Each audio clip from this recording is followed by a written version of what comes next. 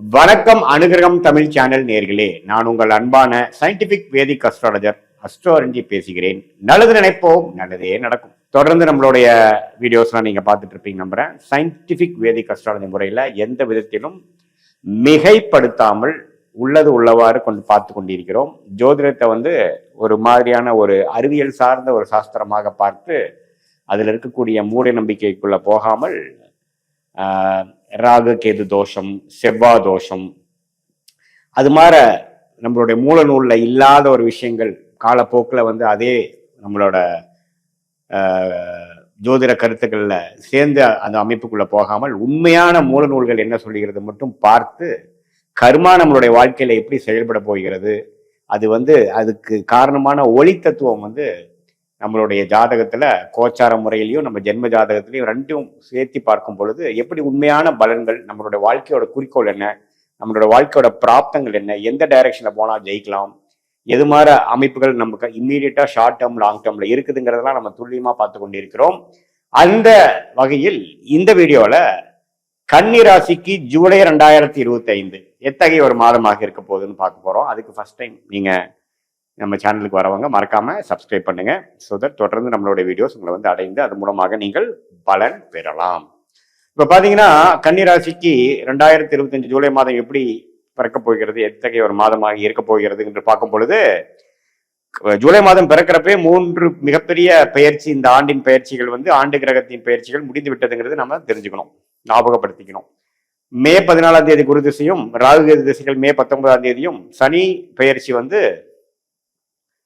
March 29ஆம் தேதியே முடிந்து கடந்த 2 மாதம் 3 மாதத்திலேயே சில பயிற்சிகள் நடந்து வருதுனால இப்ப ஜூன் மாதம் வரும் பொழுது கன்னி ராசிக்கு பாத்தீங்கன்னா ராசிக்குள்ள கேது இல்லாமல் விலகி இருக்கிறார். அது ரொம்ப நல்ல விஷயம். 7ஆம் இடத்துல ராகு 6ஆம் இடத்துக்கு போறது அருமையான விஷயம். கன்னி ராசியில குழப்பங்கள் முடிகிறது. கடந்த ஒரு 15 நாட்களாவே குழப்பங்கள் படிப்படியாக நீங்கி வந்திருக்கிறார்கள். கன்னிராசிக்காரர்கள் ஃபியூச்சர்ல என்ன பண்ணலாம், எது பண்ணக்கூடாது, இதுவரை நம்மளுடைய பழக்க வழக்கங்கள்ல ஒரு விதமான ஒரு கருத்து வேறுபாடுகள், இணக்கம் இல்லாத சூழ்நிலை, நம்மளுடைய நண்பர்கள், நம்மளுடைய அன்றாட வாழ்க்கையில மீட் பண்றவங்களோட சில பிரச்சனைகள், கொலீக்ஸ், வீட்டில் இருக்கக்கூடிய நபர்கள், அது மாதிரி விஷயத்துல எல்லாம் கொஞ்சம் பிரச்சனை கொடுத்துட்டு இருந்த ராகு கேது இப்ப ராசி விட்டு விலகுறது ஒரு அருமையான விஷயம்.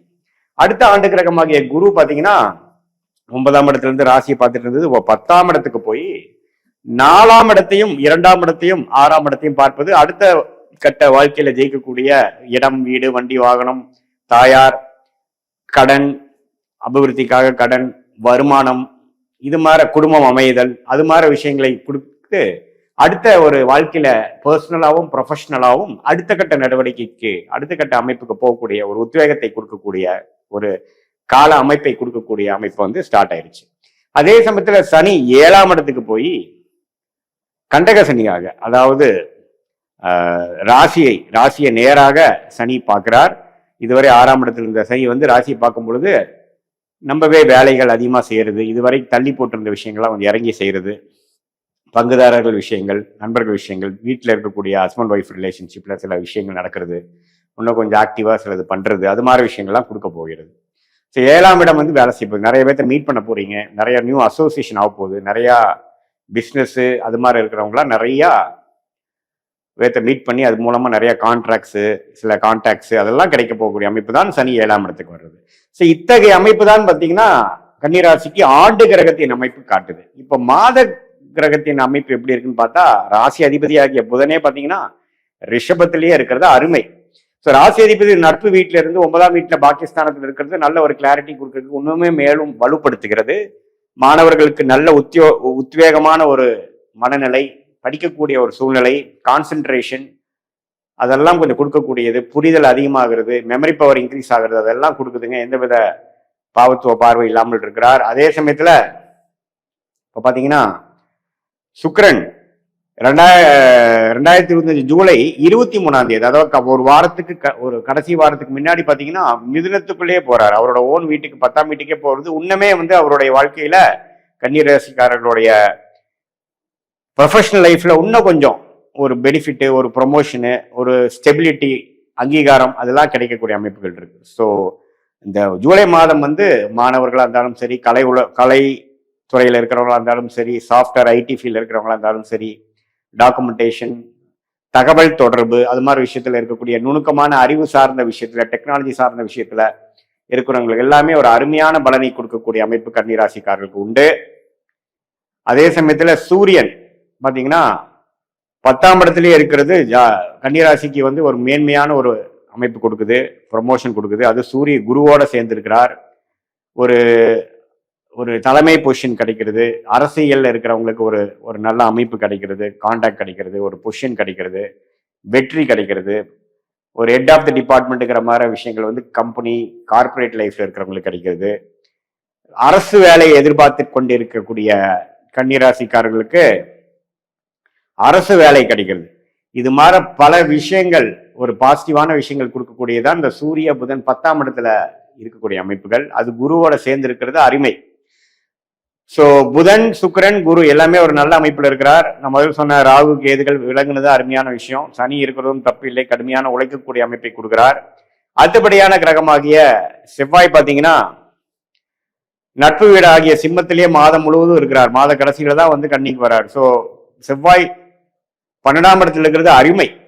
ஸோ அதுவும் பார்த்தீங்கன்னா நல்ல ஒரு ஒரு வெளி மாநிலம், வெளிநாடு விஷயங்கள், தொடர்புகள் நல்லா வரும். ரியல் எஸ்டேட் துறையில் இருக்கிறவங்களுக்கு நல்ல அமைப்பு, மெடிக்கல் ரிலேட்டட் இருக்கிறவங்களுக்கு நல்ல அமைப்பு, அதுவும் தவறில்லை. செவ்வாயின் சஞ்சாரமும் தவறில்லை.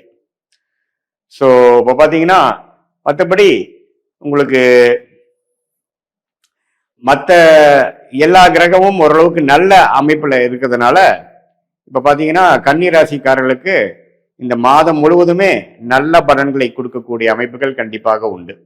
ஸோ இப்போ கன்னிராசிக்காரர்கள் வந்து கடந்த 1.5 வருஷமாக சில முடிவெடுக்க முடியாமல் தள்ளி போய் கொண்டிருந்து, ஃபேமிலியில ஒரு கருத்து வேறுபாடு, காதல் செய்வதில் பார்த்தீங்கன்னா திருமண விஷயங்கள் தடை, அது மாதிரிலாம் போயிட்டு இருந்தவங்களுக்கு இப்போ எல்லாமே ஒரு சுப விஷயங்களுக்கு வேணுங்கிற ஒரு உத்வேகம், திருமண தடை நீங்குதல், இது எல்லாமே வந்து கொடுக்கக்கூடிய அமைப்பு கன்னிராசிக்காரர்களுக்கு ஒவ்வொன்று இருக்கு.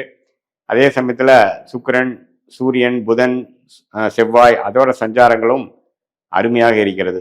ஸோ இது கடந்த 1.5 வருஷமாக லெஃப்ட்டும் போக முடியல, ரைட்டும் போக முடியல, சில முடிவுகள் எடுக்க முடியல அப்படிங்கிறவங்களுக்குலாம் ஒரு நல்ல ஒரு கிளாரிட்டியும் நல்ல ஒரு அமைப்பும் கொடுக்கக்கூடிய ஒரு அருமையான ஒரு அமைப்பை கொடுக்கக்கூடிய மாதமாக ஜூலை மாதம் இருக்குதுங்க. இது வந்து ஒரு பொதுவான ஒரு பலன் தான் ஒழிய, உங்களுடைய ஜென்ம ஜாதகத்துல நீங்க எந்த லக்னத்துல பிறந்திருக்கீங்க, அந்த லக்னாதிபதி எப்படி இருக்கிறார், எந்த தசாபுக்திகள் போய் கொண்டிருக்கிறது, அந்த தசநாதன் முக்திநாதன் நாம் சொன்ன இப்ப கோச்சாரத்தில் எப்படி இருக்கிறார், அதெல்லாம் சேர்த்து வைத்து நம்ம பார்க்கும் பொழுது முழுசா நம்மளுடைய பலன்கள் எப்படி இருக்க போகுது, அடுத்த ஷார்ட் டேர்ம் எப்படி, லாங் டேர்ம் எப்படி இருக்க போகுது, நீங்க வெற்றி அடைய போறீங்களா, எந்த டைரக்ஷன்ல போகலாம், எந்த நேரத்துல எது முடிவு எடுக்கலாம் அப்படிங்கிறது சயின்டிபிக் வேதிக் அஸ்ட்ராலஜி முறையில அருமையாக நம்ம எடுத்து அது மூலமாக வாழ்க்கையில் வெற்றி பெற்று பலன் அடைய முடியுங்கிறது நான் கேட்டுக்கிறேன். இது ஒரு பொதுவான பலன் தான். மீண்டும் மற்றொரு காணொலியில் சந்திப்போம். நன்றி, வணக்கம்.